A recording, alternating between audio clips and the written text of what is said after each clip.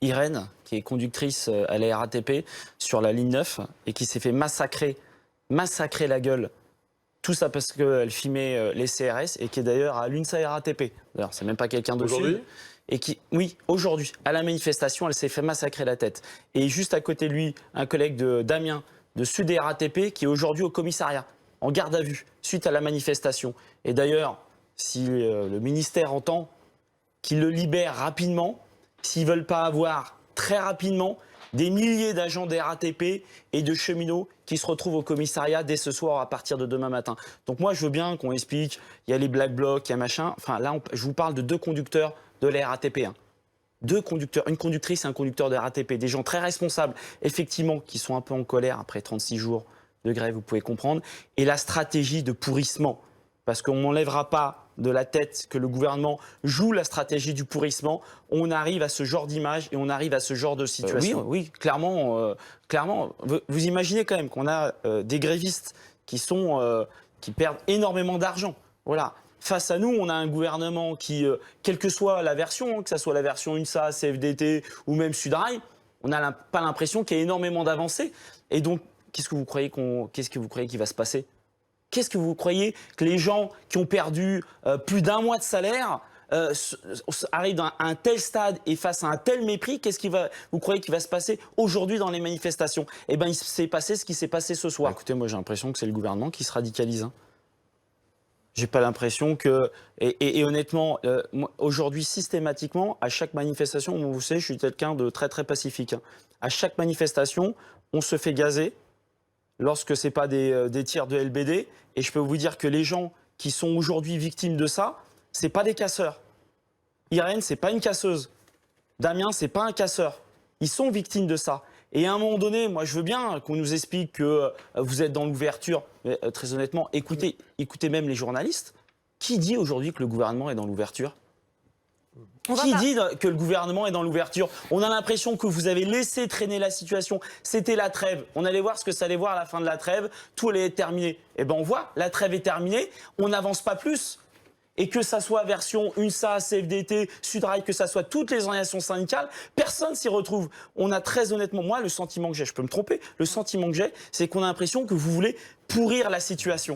Vous laissez pourrir la situation, mais pour aboutir à finalement l'âge pivot, c'est le deuxième effet qui se coule. C'est le truc que personne n'avait vu. Moi, personnellement, je ne l'avais pas vu voir, mais c'est aussi un sacré coup qu'on met. Mais ce qui est assez comique, c'est que c'est quand même un gouvernement qui parle énormément d'équilibre financier. Et finalement, on se rend compte quand même qu'une des mesures phares, d'ailleurs, du nouveau projet du gouvernement sur les retraites, c'est quand même de baisser les cotisations retraite des plus hauts salaires, c'est-à-dire tous ceux qui gagnent plus de 10 000 euros et qui sont pas 300, ceux qui gagnent plus de 10 000 euros, ils sont 300 000. Et l'AGIRC Arco estime que c'est une baisse de 6 à 7 milliards de cotisations. Donc d'un côté, on nous dit, oulala, équilibre, il faut faire rentrer de l'argent. Et de l'autre côté, on propose une mesure qui va se priver de cotisations 6 à 7 milliards. Et je vous donne une autre piste. Dernièrement, je crois que Le Monde a publié les chiffres, les grandes entreprises du CAC 40. Je ne vous parle pas de la PME de quartier, je vous parle des grandes multinationales de la SNCF. Entre 2017 et 2019, c'est-à-dire à partir du moment où M. Macron a été élu président, leurs dividendes, c'est-à-dire ce qu'ils reversent à leurs actionnaires, c'est passé de 49 milliards à 60 milliards, soit une augmentation de 30%. Je me dis quand même que dans ces dizaines de milliards d'euros, il y a peut-être des pistes de financement qu'on pourrait trouver. On pense à tout le monde, mais vous savez, l'année dernière, pour parler de la SNCF, on a fait une grève pendant 36 jours, pendant 3 mois. Et les pertes de la SNCF étaient de mémoire 800 millions d'euros. Voilà. Donc, comme tout à chacun, je me suis dit, on a perdu en 2018 800 millions d'euros. Ça va être la catastrophe. Et à la fin de l'année 2018, la SNCF a annoncé 136 millions d'euros de bénéfices. Contre 1,5 milliard un an plus tôt. Oui, mais 136, alors qu'on nous expliquait qu'elle mettait la clé sous la porte, à la fin de l'année 2018, ils ont quand même réussi à faire des bénéfices. Alors, ça, évidemment, c'est pour parler de la SNCF. Pour ce qui est des autres entreprises, des restaurations. Mais il y a un moment donné, je dirais, mais pourquoi ils nous imposent ça? Pourquoi ils nous imposent ça aux grévistes, aux voyageurs, aux commerçants, pour une réforme où tout le monde commence à se rendre compte que l'équité, c'est fini. c'est du pipeau. Alors, on m'a sorti une expression, c'est un régime universel, mais différent en fonction d'où vous travaillez. Non, Donc, il n'y a plus d'équité, il n'y aura plus d'équité. Ils ont mis des milliards sur la table pour un système qui est même pas sûr d'être à l'équilibre et dont, très honnêtement, il y a énormément de gens qui ne comprennent plus. Qui ne comprennent plus rien, qui ne savent pas s'ils vont gagner, qui ne savent pas s'ils vont perdre, qui ne comprennent plus rien, si ce n'est que c'est une énorme cacophonie. Donc à un moment donné, pourquoi le gouvernement impose ça aux Français? Il a été élu, donc en gros, fermer le banc, pendant 5 ans, il peut faire ce qu'il veut. D'abord, je rappelle qu'il a été élu avec 16% du corps électoral au premier tour, et que le second tour était un peu particulier, voilà. Et très honnêtement, mais moi je connais des gens qui ont voté Macron au premier tour. Personne m'a dit « Ah, j'ai voté Macron, chouette, je vais pouvoir travailler jusqu'à 64 ans ».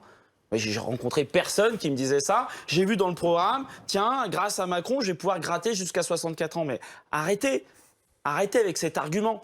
Très honnêtement, il y a un moment donné, quand... Alors bon, les gens travaillent déjà jusqu'à 63 ans et demi. Mais c'est pas vrai, c'est pas vrai. En moyenne, si. Les gens partent en moyenne à la retraite à 63 ans. Mais le problème, c'est que quand vous partez à la retraite, les 3/4 des gens ne travaillent déjà plus. Oui, les gens ne travaillent plus.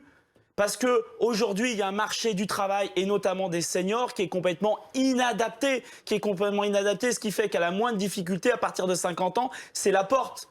Et vous vous retrouvez soit au chômage, soit en formation, excusez-moi, bidon, ou soit en arrêt maladie. Voilà, donc la réalité, c'est pas que les gens ils travaillent jusqu'à 63 ans. Maintenant, c'est le grand mythe. On nous dit 25% des femmes travaillent jusqu'à 67 ans, mais c'est pas vrai.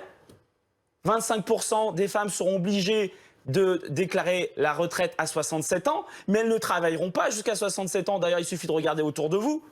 25%, c'est un quart de la population, c'est un quart de la tranche d'âge. Est-ce que vous connaissez un quart des personnes de 67 ans qui travaillent, des femmes jusqu'à 67 ans qui travaillent? Ce n'est pas vrai. C'est-à-dire qu'ils déclarent, ils partent à la retraite, mais ils ne travaillent déjà plus. Et donc, au lieu de repousser l'âge de départ à la retraite, attaquez-vous au travail des seniors. Faites que dans les entreprises, ce n'est pas vrai. Moi, je travaille à la SNCF. Vous savez ce qu'ils proposent à la SNCF? Des plans de départ volontaires. Des plans de départ volontaires à la SNCF. On nous dit qu'il faut travailler plus longtemps, mais par contre, ah tiens, il y a un plan de départ volontaire, ça tombe bien parce qu'on est en train de fermer les guichets. Voilà, vous savez, c'est moderne maintenant, on est tous sur des smartphones, donc on ferme tous les guichets. Donc on propose des plans de départ volontaires au guichet. Voilà, c'est ça la réalité du monde du travail. Donc on s'attaque au travail des seniors, on refait travailler les seniors en s'adaptant et notamment par rapport aux cadences, si on arrête de supprimer des postes, et vous verrez que ça fera rentrer plus de cotisants et rentrer de l'argent pour la sécurité sociale.